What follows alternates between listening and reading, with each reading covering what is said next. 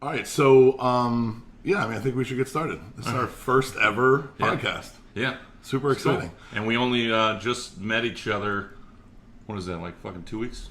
I was going to say a little backstory. So we both have dogs, and we met each other at the dog park and got to chatting and shared a similar sense of humor, kind of a similar and dissimilar approaches on life. Like we just, two completely different guys sharing thoughts, banging things around together, and we thought maybe somebody might want to hear that. So here we are. Right.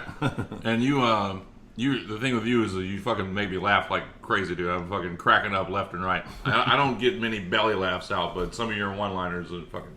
You're the same. I felt the same. But so anyhow, like we're gonna do primarily conversation. Like we're gonna try and conversate normally because like we were talking about. I feel like it's weird if we're just both sitting here staring and talking to you like that. Like I feel like it's fucking weird. But hi though. It's weird. Yeah. And so we were toying around with the idea of.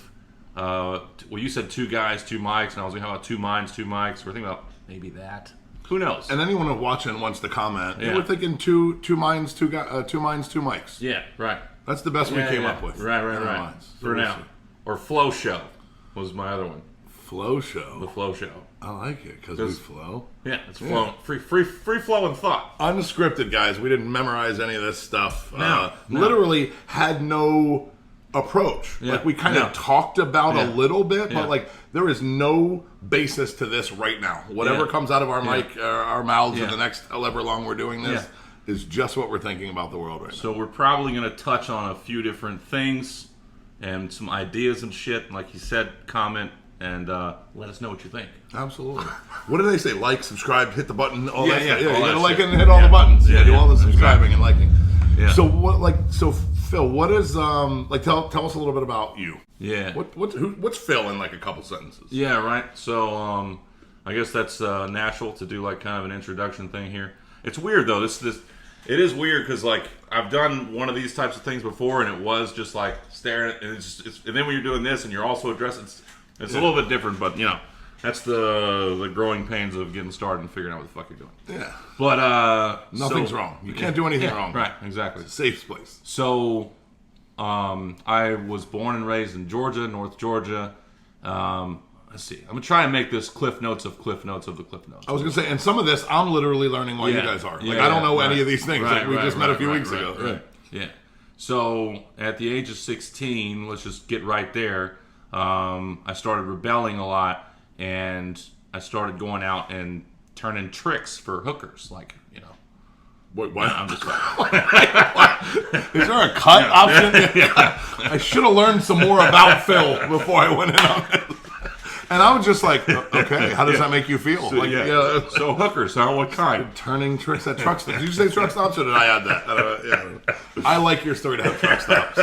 No, so whatever. So, growing up, like, I was my dad was very, very regimented. He was a fucking Army or Navy doctor, one of those two, right? Wow. So he wasn't in the actual Army, but he made sure to be like, well, I'm in the Army, blah, blah. He took that from it. Yeah.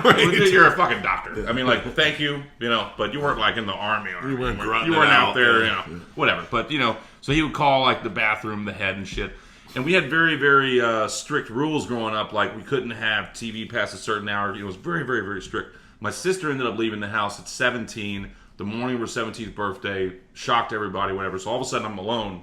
And I think that my parents were like, oh shit, we don't want that to happen to Phil as well. So let's ease off a little bit, right? So I turned 16, they gave me a car. And normally like on weeknights, you don't go out. And I was like, hey dad, there's this girl and I really kind of want to take her out, whatever. And he's like, well son, you're a man now and I trust you'll make the right decision. And of course, for him, that's like, He wants me to be like, oh, you're right. I should just stay home. You know what I'm saying? But I was like, all right, cool. And I fucking left, right? And from that point on, it's almost like my life has been, in a sense, a rebellion against the years prior to 16. Right. And it just carried on. So there was a movie, How High, when it's Can't Get Right, I think. Is the one. Yeah. I don't know where I'm going. Mr. Can't Get Right. I don't know. Maybe it's not right. No, that's the thing. But I've been making steps. I've been growing slowly but surely. Moving down to Florida 4 years ago has definitely helped me because I went away from the teat of what I was used to, the easy money that I was making dealing underground poker games. And all of a sudden it's like you're by yourself in a new city, figure it out. So I've grown like a fuck ton since then, Right. but I still have these, things that hold me back. So I don't think that I'm working as hard or as efficiently as I can in my job because of that, right? I know what I need to do. And you have a good head, so I think you're drudging forward. You're just like carrying a lot of weight while you're doing it, so it's exhausting. Yeah. There's so my YouTube thing, which I'm not gonna get whatever my YouTube channel I have. I don't know if you saw it or not, but it's got like my icon is a face of a cartoon me holding the hands of a smaller, and I put my face on the, Right. So the smaller looks like my actual face, and I'm making this like whatever face, and the new me is like pulling me along. Right. So I kind of like, that is what it is, but I'm kicking and screaming. So it's like 2 steps forward, 1 step back, So I know what I need to do. It's just fucking doing it. And so that's like a Cliff Notes, That's good. Do you have any comments or takeaways from that? No, I mean, it seems so I'm learning you backwards, right? So, like, I know who I see as Phil now. Currently, yeah. And I see some of those things, to be honest, right? Yeah, so, yeah. to hear that backstory just reiterates, like, I didn't know how it got you to here. Yeah, yeah. Like, I know where you are. Yeah. But, so that helps fill in some of the holes and blanks to know how you got here, right? Yeah, 'Cause, everyone has their journey. Everyone has their story. And everyone is going to tell you, well, just shrug it off. Just shrug off your whole childhood, right? Like you just brush it off and then get moving, And so we all have our own journeys, and it takes like that mirror, right? Like so, if you're not willing to look into that mirror, you walk past that mirror every day and don't look in it. You're never. My sister, died a few years ago, drug overdose. Oh shit! And I remember we all said when she gets, I can't wait for her to grow out of this. You know what I mean? And you know what you learn is that like no one grows out of any. You don't get taller and then that makes you more mature. Or you don't get older and then that means you're wiser. Like age doesn't always bring wisdom and growth doesn't always bring change. Right. And so she just got bigger and ultimately more dangerous because now she has children, right? So it's actually more detrimental. So anyway, without going too far into that, you don't just grow out of your issues. You know what I mean? Like you have to stop walking past that mirror and look in it one day and start from there. It doesn't matter how ugly you see yourself or how beautiful you, and I don't mean physically, but like into your soul, right? Into your being. Like how you see yourself is like, as bad as that could be or as good as it's still just a jumping off point, right? Because I might see something very different in the mirror than you see, but no one, I don't think, ever stops wanting to get better. Like our starting line could be different, yours could be different than mine, but if I'm here, I want to get to here, and if you're here, you want to get to here. Like so, it just only tells us where our starting point is. Yeah, I feel like I'm kind of like I'm kind of a spiritual person. Like I'm not like into like any particular religion, you know what I'm saying? But I'm more like on the spiritual side of things, like law of attraction, what you speak into existence, shit like that. Like I believe in all this shit, but I don't do it. It's like I see the videos and I see the research. And, so that's how you fix it. Okay. See, that works, you guys. I'm not doing it, but look at that. Anyhow, I'm going to go over here and fucking drink some beer. Well, that's the motivation that like, so half of it is you acknowledge it. So that's like, it's a thing. And there's too many people just walking around, don't even believe it's a thing, don't know it's a thing, don't like, oh, good for him. You know what I mean? Like, you see it and you're like, man, it works. It's a thing. And then it's just not walking past that mirror with that information, but stopping and going, I need to apply some of these things that I know are true. I'm positive that these things work. And so for me, when I originally quit drinking, smoking weed and cigarettes simultaneously back in 2017 because I had a big anxiety attack and I was like, all right, fuck this, I'm just going to get healthy. And so for like 45 days I didn't do shit, but like work out, eat good food, I was losing weight, had all this fucking energy, you know what I'm saying, and I was on it, like really getting shit done. And then I moved down here and I got a little pity party, like, I'm alone, I'm gonna get some beer, I'm gonna get some cigarettes, and then, oh shit, you got weed, and then all of a sudden it's like fucking back, you know what I mean? So but I know that if I do the detox, I can definitely begin to do the things that I need to do and build the habits, because I don't think it's something like I can't just turn on a switch, alright, I'm gonna do all this shit, like I gotta fucking... But I do see, like, not meaning to interrupt, but just the way your body language was when you talked about the 45 days, and you were like, and you like set up like your posture, and you were like, Yeah. I was working out, like I had energy, Yeah. blah blah blah. Yeah. And then I moved here and the pity party, and then I started smoking. You know what I mean? So like I can already tell that like that is where you belong. You know, like this could be where you are, but that is where you belong because that was like you were living in that moment when you said those things. You know what I mean? Like you were recalling those feelings and that energy and that drive and that focus.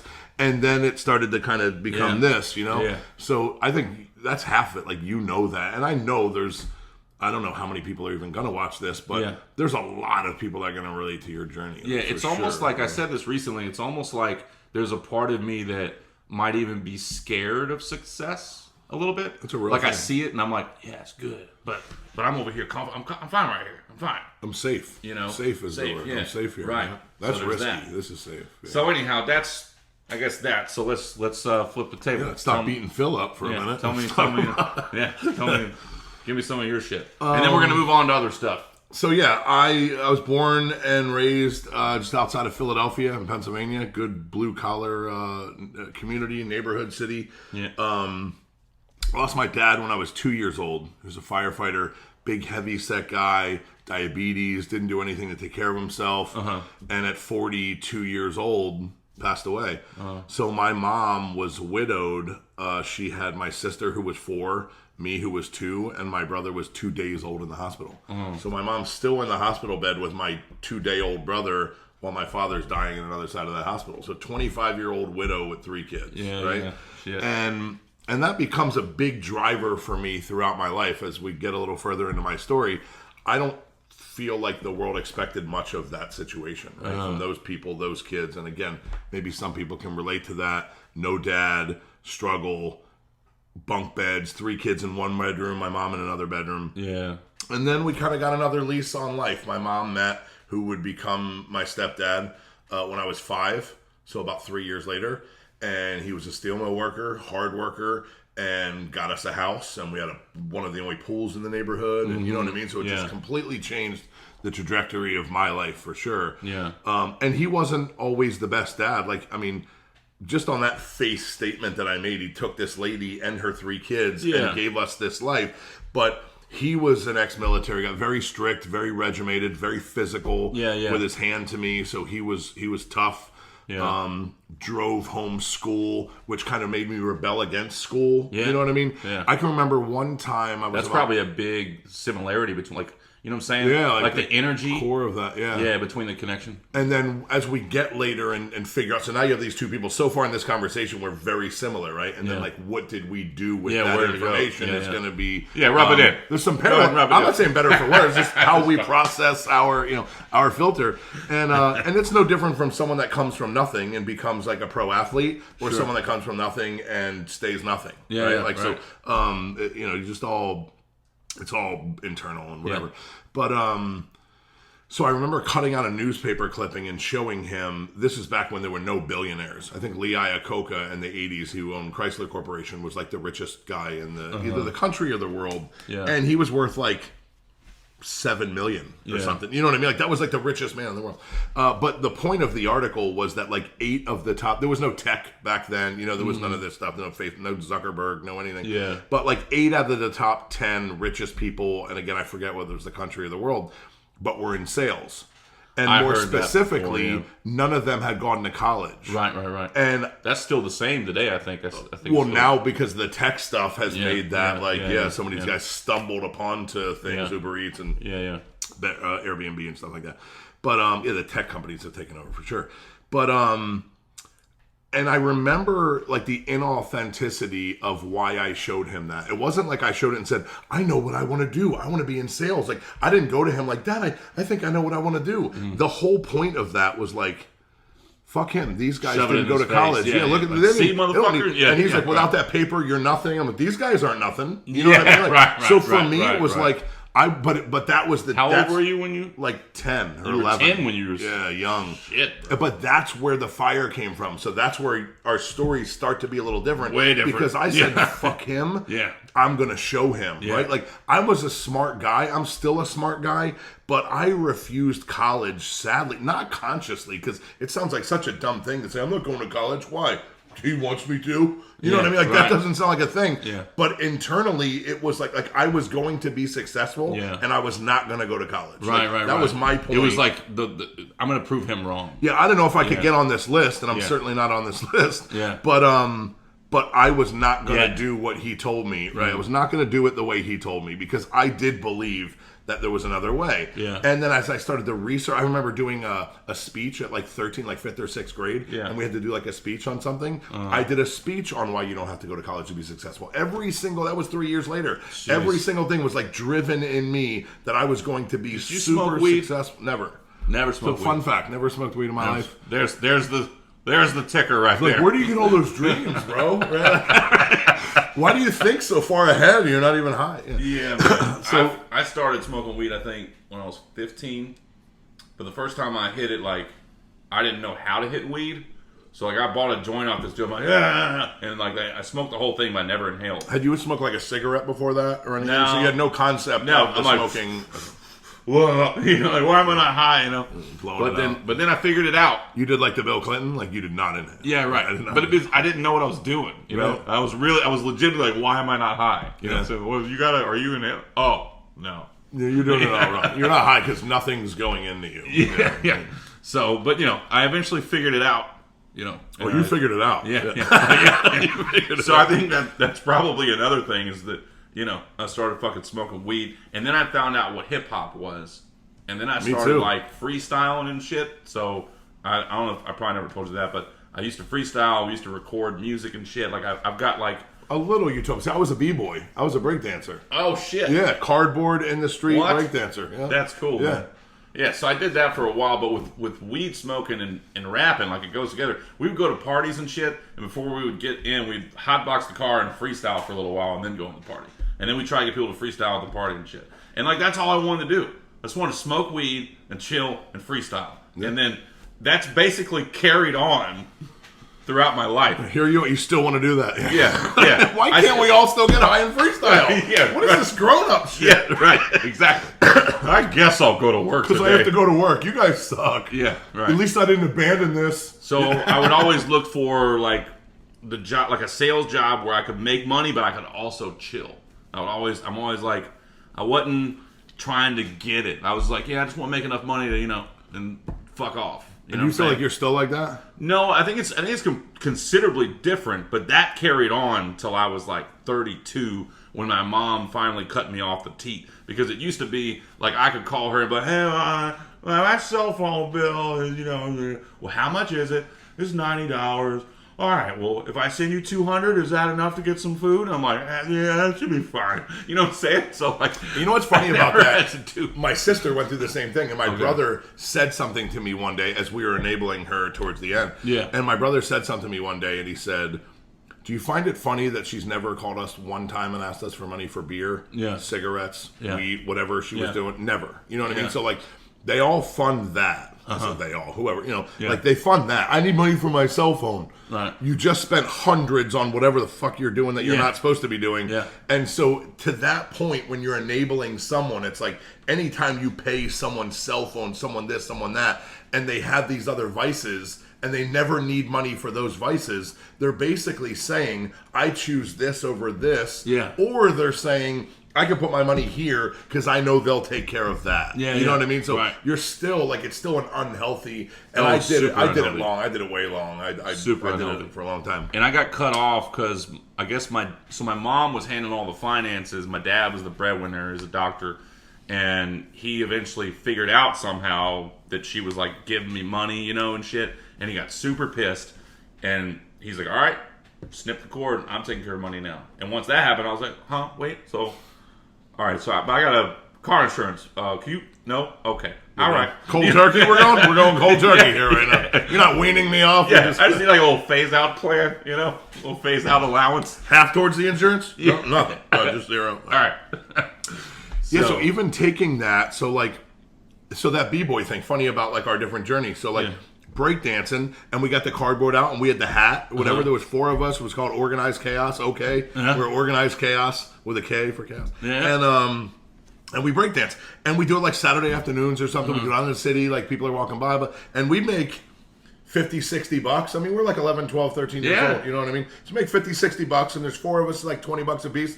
We'd go skating that weekend. You know what I mean? We had money for Zelda and arcades. And, you know, like, you were so how it was old again?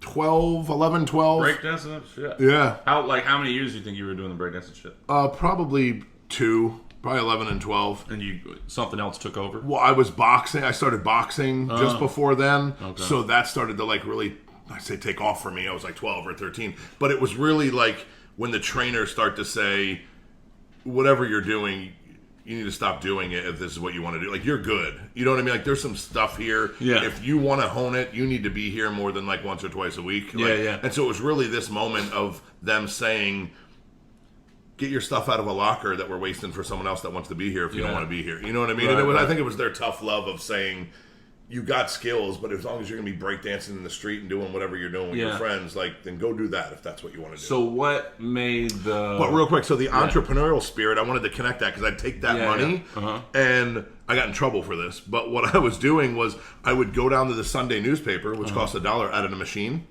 and put $1 in and take all the newspapers out and tuck them behind the building. And I would stand outside of the thing with a newspaper, like 12 years old, and some guy would come up and go to put his money in, and I'd go, it's out. Like, I got the last one or whatever, but my dad doesn't even read the Sunday paper, so I don't even know what. I thought he sent me here to. I had this whole story. Like, I came up here to get him the paper.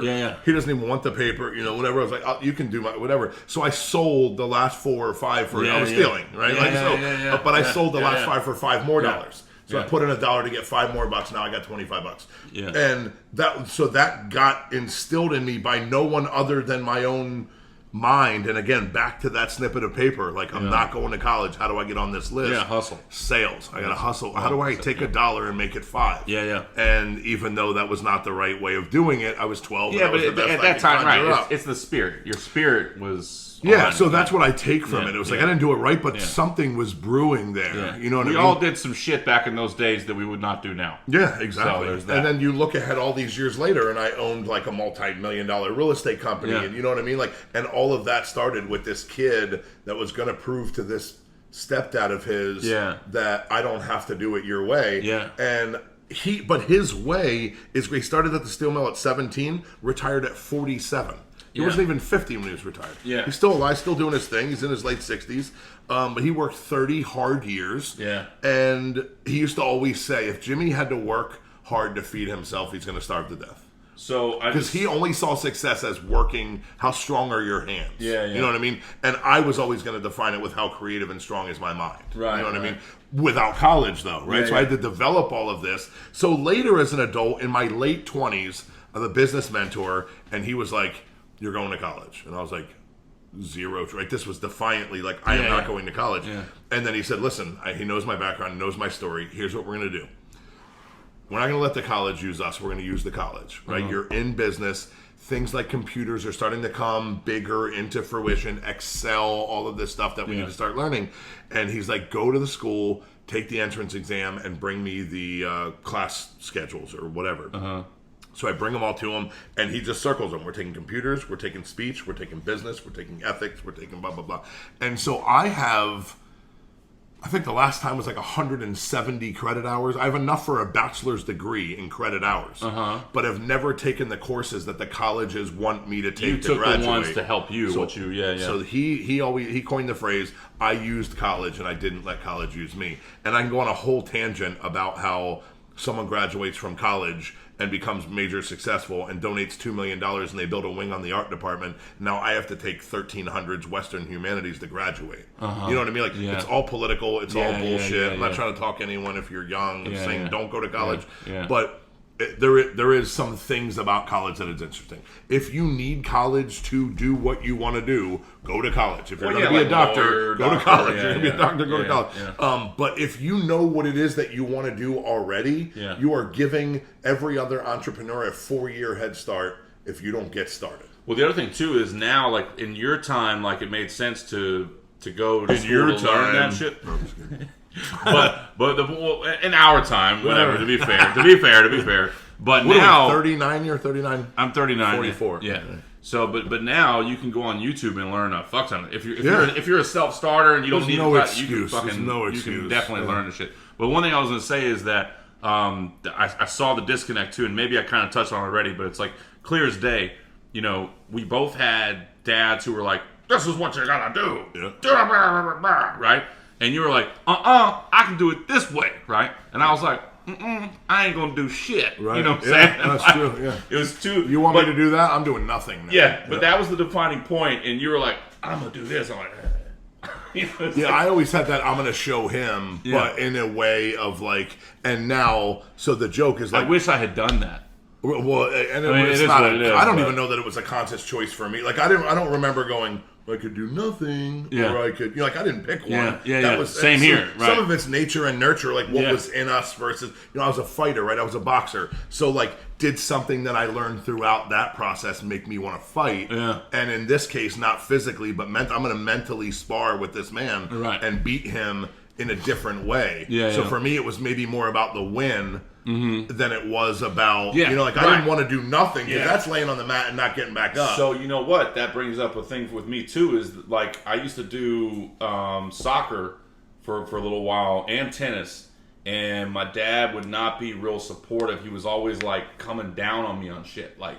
You can do better, like just really shitting on me and not well, that suppresses the wanting to try, though. Yeah, you know what I mean? Exactly. See, that's what I'm saying, totally, right? Yeah. So if he was like, hey, you know what? You did good out there today, man. We're going to get it next time. And I started to build that desire to win. Maybe, you know what I'm saying? We're really uncovering some shit right here. I know. But aside from that, it didn't. See, because my dad was supportive with fighting, right? Because he was kind of a tough guy. Yeah. So he thought this was his way of connecting with me. So he did nurture that tough, because boxing's a tough thing, right? Wanted to win. So he was I was like, fuck it. You fought hard. Even when I lost, it's like, you fought hard. It was the most supportive he's ever been to me, was inside as a matter of fact, that ring. My dad did used to play tennis with me, and I know I'm a big dude, but I do play tennis. But it shocked me, too. But I started getting to the point where I was beating him, and then he stopped playing me. He didn't like say, good job, or nothing like that. He was like, all right. He started making up excuses like, my leg, and this and that. And next thing you know, he never played me again. Yeah, there's not a lot of nurturing for your success there. So. Yeah, right. So that's the fucking... Yeah. That's the divide, and that's also a good summary of where we came from, whatever. So separately, we can obviously talk about a bunch of different shit. You know what I'm saying? You mentioned some shit about some relationship shit. I've got some relationship shit I could talk about. Relationship shit? Yeah, relationship shit. I curse a lot. He does. I say curse words. This is not PG. So our personal dynamics are, I am divorced, 5 years. I have a son that's 7. Share custody with my ex-wife. We get along amazingly well. We do things together with him. Like, we do it as good as you can do it. Great kid. Great kid. Awesome kid. He loves Phil. Yeah. I've been dating kind of a little too much. Like, I don't even know. Like, I had a serious relationship for about 1.5 years after my divorce. After that, I think the longest stint has been about 3 months. And my struggle is, like, I do want to be in a relationship. Right. And so then I start putting energy into someone to try to create a relationship there. And then I've gotten, like, super picky, I feel like, as I've gotten older. Same here, yeah, fuck yeah. So I'm just like, because when you get older and you're single and you have your life, you have your home and your kid and your routine and bedtime and bath time, got a dog, you feed, you walk, dog park, blah, blah. Like, I don't have a lot of time. Yeah. But there is this, like, very hopeless romantic inside of me. I know that sounds like everyone says they're a hopeless romantic, but there's, like, a part of me that wants to connect with someone, but doesn't do all of the things to make the time, right? So, like, the effort is not the same as the intent, right? Like, I want to connect with a person. I see myself anytime I do anything that's of great success or rewarding personally, professionally, whatever. Like, I always sort of wish I had someone to share that with. You know what I mean? So it is innately in me to not go like, I'm going to the bar with my buddies. Yeah. Like, I, in those moments, wish that I had somebody to come home to and go, babe, guess what? You know what I mean? Like, you're not going to believe my day. Well, I don't want the wrong one. Right, and I just don't do enough. So my problem, I've hurt women, not like certainly not intently, and not in like major ways. I don't try to make like promises that I can't keep or whatever, but I definitely have dragged women down a path of like, this is going to be something, and then I sort of fall off the radar a little bit, or like, where you been? I'm like, my weekends are crazy, and then after like a month or two, then the same conversation happens different because it's different people, but the same concept of like, I know that you're doing all of these things, and I love the life that you have, and I love the dad that you are, and all of the things that they love about me, but like, you're not bringing me into any of it. You know what I mean? So like, I would do stuff with her, go to dinner, watch a movie on the couch, do our thing, whatever. Yeah, but you wouldn't bring and her then around like your go world. and then do my life. You know, like I was always. That's your safe still space. Not figured that's out. your safe space. That's your sacred space. I still not have figured out to bring anyone into that. I feel like, and I could be wrong, but I feel like it's a subconscious level in you that you don't want to be hurt. See, I was the one that left my marriage, and I wasn't hurt, so I don't know that. There could be some truth to that. I guess I'm not afraid of failure in any aspect of life. Which at some point we talk about professionally. We'll talk about risks and things that I've done. But I don't know that I'm in fear, because I'm not one of those that's like, I won't in my life, like I won't jump because what if I've never been a what if guy. Just in the journey that you've heard so far, I'm gonna be successful, like I'm gonna do it. And in relationships I feel the same way. So I would way rather take the shot, way rather take the chance and be wrong than sit at home on the couch. So you don't know what right. it is that stops you from bringing them around your kid. You don't, or maybe it's because you don't want your kid to learn a new woman, and you're not positive that that's what it's going to be. You don't want to. Maybe. I mean, he's met like a few, like in passing. Like I didn't say like, this is the new love of daddy's life. She's going to be your stepmom. Like not, you know, but like this is daddy's friend so and so. You know what I mean? And we're not making out and doing too much stuff in front of him. But he's met like 2 girls, I think, that he's seen the progression of the relationship. And then it sort of ended. And I don't really shelter him from that because I think that is part of life's journey. And I think the people that do that, like, I'm not going to introduce my kid to anyone until I know it's the right one. You're Isn't sheltering. Isn't that almost like saying that you're showing your kid that the first person he meets in his life is going to be the right one? It's going to be your happy ever. You're never going to experience failure or loss or whatever. I think it is important not to parade children around like every other week. I got a new girl, but like it is important that he shows that he sees that you get on the horse, and sometimes we fall off and we get back on the horse. And this is a new girl, and I'm going to try to do that with her. And if that doesn't work, I'm going to try to make it with someone else. I think that boils down to not sheltering. You don't want to shelter your child. I don't hide him from my journey, right? Like I'm pretty, not raw, but I'm pretty open about what my life's pursuit of love looks like. And within reason. And so I don't think that I'm afraid. That's the part where I think I'm getting picky, because when I do come to that place where I'm like, do I want to let them in? Then it's like, do I want to stop like talking to other, like, do I want to shut the whole dating thing down? You know what I mean? For me, there is a great appeal in getting to know people. Which means, to me, that means also that most likely these women that you met that you haven't gone there, it's because it wasn't. They're just not the one to go there with. So that could be for sure. Whatever. Let me throw a random dating scenario fucking thing. A buddy of mine, right? And I want to get your take on it, right? I know my take, right? It's super simple. But this dude, and if he ever sees this, like, motherfucker, you aren't supposed to talk about my shit on, you know, but fuck it. So anyhow, he moved down. No one knows it's your shit, whoever it is. But he moved down here. He told me when he moved down here is because he was, like, inspired by the shit I was putting on YouTube, and he wanted to make a change. He wanted to get out of Georgia. He's like, you know, I miss hanging out. You knew him before this, or no? Yeah, we were longtime friends. And he's like, yeah, I want to be around you again, man. I want to hang out and stuff. It's infectious, man. It's been a long time, this and that. Like, I want to come down there and start over, this and that. I don't want to, you know, whatever. I'm like, all right, cool. So he comes down, he starts doing good and shit. But then he starts dating a little bit. And the first chick was, like, super nuts. I'm like, dude, he was telling me, like, dude, that bitch is fucking nuts. You need to get away from that. That's not good. You know, he's like, oh, he kept, and finally broke up, you know, a month or two later. And then, like, within 20 days, he's dating this other chick that he met, right? The same place he works, at where he works, right? And he's dating her for a little bit, dude. And we go, he's like, hey, you want to go to the pool and stuff? I'm like, yeah. So we went to the pool. This is like 7 weeks after he started dating this woman. And he's got a tattoo of her name on his forearm. 7 weeks. Now, you don't know anything else about the guy. You don't know anything else about anything.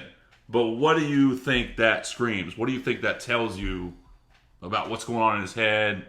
Whatever. Yeah, I mean, so I'm a psychology guy, right? So like I love, And he's not like a the fucking mind. weirdo or like some. Yeah. He's a cool dude. you No, know? there's some missing voids there for sure. Right.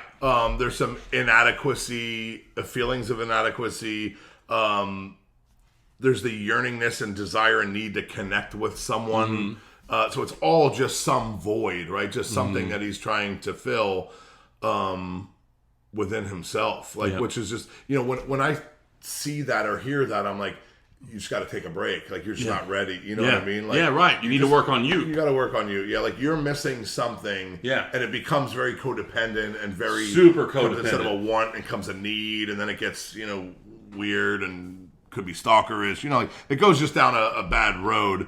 Not a good start. Yeah, and it's just because there's something inside that he's yearning and crying out for. Yeah. That he may get the attention from others, and that's filling that void. Yeah. And as soon as that's gone, if I let that go, I'm not whole again. I can't let that go. That's the problem You know too. what I mean? And I've told him, I've that's the had these problem. very candid conversations with him, and he's like, "Oh, yeah, that's a good point." But then he continues, But my point is, like, dude, if you do this, the longer you do it, whenever it inevitably ends, it's gonna be rough on you. Like, you're gonna be fucking depressed. Yeah. Because you're just soaking up what should be your life source Yeah. from someone else. You're getting your energy from You know what I'm someone saying? else. Yeah. Like, what the fuck, man? But what do you do? Yeah, it's too. I remember seeing this thing one time that said, like relationships aren't 50-50, they're 100-100. Right? Like you got to be 100% whole, and that person has to be 100% whole. If you're bringing 50 and they're bringing 50, and not to mock, that's an age-old saying, 50-50. Yeah, So yeah. I'm not beating it up, but like Any in kind of theory and percentage principle, I get varies, it. yeah, But yeah. the psychology of it is that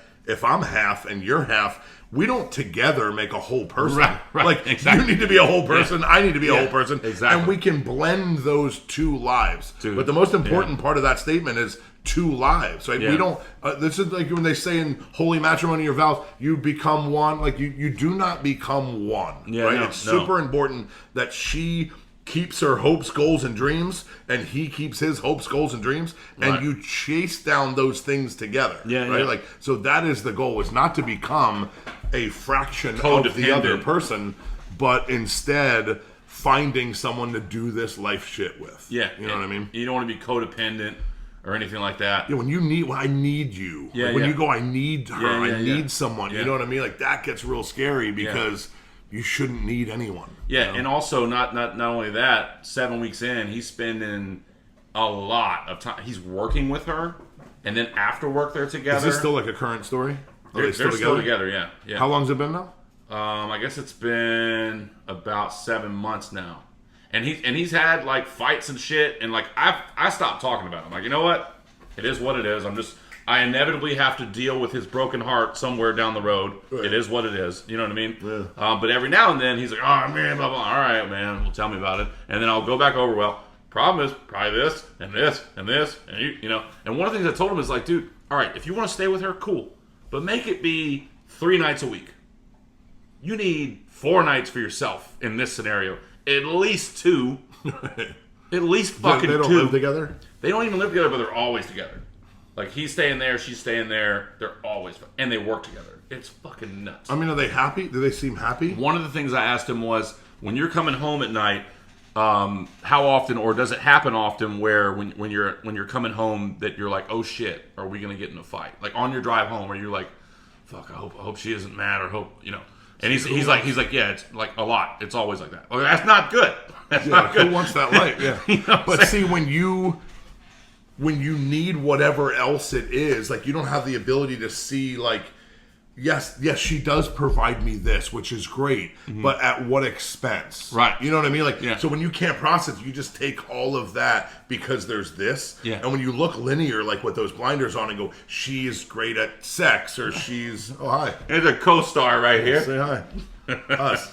Get down. That's funny. So she's great at sex, or she's great at this, or she's an amazing cook, or whatever it Yeah, is. yeah. And then you get blind. Like you have to check a lot of my boxes, Yeah, right? yeah. Like you can't, like, if you just check one box and I just keep drawing the check, it could be black and dark. And like you're crushing that box, Yeah, right? yeah, yeah. But like I can't forego all of this other Yeah. stuff. No, You know what I no, mean? Like, no. you can't put so much emphasis in one box. And in my opinion, the problem with all the people, like a lot of people I know that are in relationships, and I just look at it, the problem is, it's kind of what you were touching on, is there's certain things. Okay, the sex is good. Okay, she cooks for me. Okay, half the rent, it just works. Oh, I like cuddling with her. Oh, I like cuddling with him. These are things, you can have that with fucking anybody. You know what I'm saying? Like, that's not a reason to be with someone. And moreover, it ties back to the whole not being whole thing. The reason you're thriving on those things is because you're not fucking whole. And I feel like I see it more in the opposite scenario. Like with women that are in relationships that they shouldn't still be in. Right. Because guys tend to be a bit more tougher. Like, you know what? I'm out. I'm not doing this anymore. I'm out. You know, like, typically. But women, Not this like, one. you're a single mom, let's say, and you meet some guy, and he's, like, terrible in so many ways, but he's great with my kids. Or, like, you learn later that he's a narcissist, but some of the patterns that narcissists show early on is controlling the finances, regulating when you can go see your friends and your family. The alienation becomes a part of it. So you have all of these things that lead up to it, and it's not by accident that, like, the worst guys in the world that women can't leave are the guys that control all the money. Oh, he told me in the beginning I don't have to work. You know, yeah, because he's a fucking lunatic and he wants to control everything that you do. You know, like, so like, so many women miss some of those signs. It's just crazy to me how, like, I always love the psychology of relationships and the dynamic of the human mind and all of that stuff. I just refuse to go to college for it. Yeah. But fuck you, Dad. So I'm just this couch psychologist, right? Yeah. But I have, like, a series of questions I ask a woman when they've gone through whatever they've gone through. And they're like, how do you know? How did you know? How did you know that? Do you know him? Did you go to school with him? How do you? Yeah. These are just pattern things. These are just easy things. You know what I mean? Like, it's great that I know it. It would have been really great if you knew it. You know what I mean? So if you saw this stuff happening. But I would think the number one reason, like, women that are in unhappy relationships or unhappy marriages, especially with children, 9 times out of 10, it's monetarily.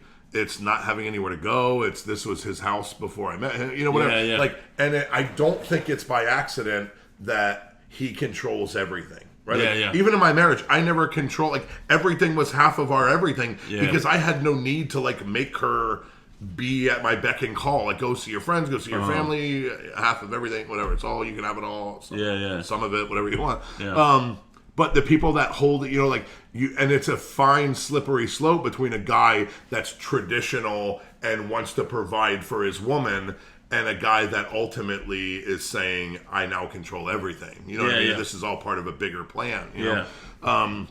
So I feel like I see it more with women that stay in places than guys. Seems like with guys stay in relationships, it's marriages with kids, and they stay for the kids. Yeah. And when women, I'm being very generalized. And women that stay for economical reasons, financial reasons. I moved down here. We're in Florida, right? Wherever you're watching this from. We're in Florida. It's very transient, right? No one, like 5% of the population is born here. Right? So, like, I moved down here with him. We took a job, you know, his job transferred. I know no one. And you have no money and you have no anything. You know what I mean? In that isolation. And you're not going anywhere. You know what I mean? And so I feel like a lot of times it's money, guys that hold money over women's heads and they just don't have the ability to leave. So I think that this it all goes back to the initial thing of these relationships that you're talking about. Most likely, when it started, they were not 100%. They were not. They were filling voids instead of not having. So that's voids, like the key takeaway that we both agree on is that don't fuck with someone unless you're whole and they're whole. Now, that doesn't mean if you want to go out and get your willy whacker wet. Wow, that's fine. He just said that. That's fine. That's okay. But also, don't tattoo their name on your arm. Yeah, skip that part. In 7 weeks. Skip that part in 7 weeks. Yeah. Well, and the other thing is, like, how we define whole, right? Like, we're always evolving, right? Well, so that's you're never true. going to, like, sit at home and, like, growing. wait till you're perfect that's before true. you meet someone. That's fair. But you need to love yourself. You're right, and you are. What you're saying is right. I just wanted to, like, kind of reiterate a little bit, but you do have to, like. Mostly it's your past, right? Like, mostly it's being healed from, like, a previous relationship. Like, probably never hear from your childhood. You're probably never going to heal everything about you. Like, there's always going to be things that we're working on, right? But like, what I always say is try to avoid packing your bags at the last relationship and taking those full bags to the doorstep of someone else. Yeah, right, you know what I mean? right. If you don't take those bags, go home, open them up, process through it all, clean that laundry, put it away, and bring empty bags to the next person. Now, time is relative in the sense that if this was a 3-month relationship, you probably need a month or two to, you know what I mean? Yeah, maybe if there's a 5-year relationship, maybe you need a year or whatever. You just have to, and there is no time limit or frame. You just have to be honest with yourself. I am over that, right? So, like, if this guy cheated on me, I'm not going to meet a new guy and go, give me your phone and your Facebook password. Whoa. I didn't cheat on you. You know what I mean? Like, I don't know where this came from. You know, like, at the end of the day, I should be empathetic and sympathetic to your journey and where you've been because it has brought you to me, right? It's ridiculous to not want to understand someone's journey and path because who you were is to an extent who you are in some pieces, right? Like, I need to be able to deal with this person, so I need to know your journey. But I also didn't do any of those things either, right? So, like, for me to understand them is one thing. For me to empathize and sympathize with them, one thing. For me to endure the consequences because of it is a complete... You're not healed yet. You know what I mean? Like, you're not... If you brought those bags to my house, you're not healed. You know what I mean? And that's where people, I think, mess up. But there's a void. And when somebody leaves our lives and we want to fill it. And we need to be whole first. You know what I mean? And that's the recovery that needs to happen internally. So I think another way to say it, being whole, is also just being happy, right? Like, if recovered, you licked your wounds. You licked your wounds. But the point is, like, with the happy thing is that, like, your day-to-day life as a single person is fine. You're happy. You're not bitching about your job. You're not bitching about your rent. You're happy, right? Because if you're bitching about your rent and you're like, oh, I'm just going to go try and date, and then, oh, this is fun, this is distracting me, I'm just going to go here, this is what I need to do. That's another way to look at it. He can pay my rent, or she can pay my rent, you know? So you're using them to fill, like, inauthentic voids, right? I'm broke, he's got money, let me try to distracting do that, you, distracting you from your problems, distracting you from healing yourself, in which you're not addressing them. So you're just really kicking under the carpet, burying it, and then one day it's gonna fucking explode. And it'll be a thing, and I mean, that's just, there's so much. So let me go somewhere else. It seems like Jimmy is uncomfortable with my cursing. I'm not uncomfortable. I actually like our dynamic because I think that your rawness certainly brings, like, irrelevance to the conversation. Like, so I feel like there's people, when I used to do a podcast, it was on Facebook. It was Facebook Live. And I would see, like, oh, my old business partner is following this. You know what I mean? Like, and I was with a guy that was, like, you know, younger than me, African-American, braids, badass, said his shit. You know, he lived his life out loud, like, and I loved him for it. And we certainly had a great dynamic. So in the beginning, it was like a little whatever-y, just because it gave me, like, a certain little feeling. But I realized it was shallow because the feeling I was having was because, oh, I know so-and-so that's watching. But at the end of the day, so I just had to sort of work through that. So I do like the dynamic of some people are going, what the fuck are all those big words he's saying? You know what I mean? You're like, so basically you're saying you want to get laid, you can get laid, just don't fuck with people's hearts. You know what I mean? Like, and I'm like, yes, that's what I'm saying. So I feel like now I've grown into the understanding of, like, if there was two of me, this would not work, right? And if the same with you. Well, sure. And I think somebody has to speak. So, like, the reason the Man Show, if you remember the Man Show was so good, like, for every Dr. Drew, there has to be an Adam Carolla, right? You know what I mean? And so I feel like that dynamic worked because it's like, when this dude's done ranting about craziness that all of you drunk fans love, this guy's going to tie some anchors to it and make it make sense. I'm not saying that I'm one of them or whatever. But, so I absolutely love the dynamic. I love that you say it how it is. Yeah, I appreciate it. Yeah, well, you know. Faux show. I'd be cursing and shit here and there. You be cursing and shit. Well, I guess that's a good fucking first time test run, right? Yeah, I mean, we covered each other. That sounded weird. We covered each other. Do you not like when I curse? Well, hey, listen, we covered each other. That actually made me think. So I was actually going to tie off what you said real quick. I'm the same way. So, like, I don't want to put this on my Facebook. And I think for me, part of that is like, it's my own shit. Like, why not? Why not put it on Facebook? Fuck what people think. I feel like I'll be more raw though if I'm just out here to the universe versus like putting my friends in. Yeah, You like know, I haven't put my YouTube on Facebook once. I've never. There's a lot of people that don't know my story, Yeah. and it's not because I'm ashamed of my story. It's just because how many friends do we have on Facebook that are just completely irrelevant to our lives? It's yeah, just, right. You know, whatever you meet All the someone out of comments, all whatever. shit, yeah. I coach like little kids flag football. Yeah. Right. Like so. I don't know that I need. There's some parents that I'm friends with. You know, nothing in my journey that I'm embarrassed about. Yeah. But I don't know if everyone needs to know that much about me. You Yeah, know what I mean? Like there's none that. of it's bad. Right. But you don't need to know Right. my dad died when I was 2 and blah blah. Like I don't have any. I'm That's not why I ashamed like of anything in my journey. But with you don't need to know with my YouTube shit, and I haven't been like hardcore with it. Like I've done some videos here and there. I think I've done like 180 total in like 2 years though. Right? That's a lot though. So it's been a gradual growth. You know what I'm saying? I'm at 550 subscribers, I think. There's some people like your buddy, for instance, fucking 30,000 in a year. You know what I'm saying? So, but I like the organic reach of here's our content. Fucking let your balls out, not literally. Just had to clarify that. Or literally, we can't see them. So, Yeah. whatever makes you feel. If you want to pull that ball, you Could be out right now. We have no idea. Yeah, you could be watching this like, you know what? They're right. I'm taking them out. Yeah. So I guess we'd like to hear some comments. Whoever does watch this video, do you like two minds, two mics? 2 minds, 2 mics. And we still just have 1 mic. For now, there's one, but you know, And neither of our names are Mike, so I don't even know what that part is, but we'll figure that out. it's fine. Please, seriously, like, give us comments. I don't care if you like it. I don't care if you subscribe. Whatever the stuff is. Yeah. We just kind of want to know if we're onto something, if we're on the right track, if people are even interested in talking about things. We'd love to hear. We have an agenda. We have some future topics that we definitely want to talk about. Sure. But we certainly want to know what people want to hear too. Yeah. You know what I mean? Yeah. So whatever content you'd like 2 idiots to give their feedback, we would love to do that. Yeah. Now that being said, if it's a negative comment, please bring it, but also fuck you as well. But mostly and also F you. Yeah, exactly. I could have said the F word. I don't know why. It's become now that you curse so much. Say it I'm one like, time. F word. Say it one time. Fuck. Signing off. 2 minds, 2 mics. Thank you.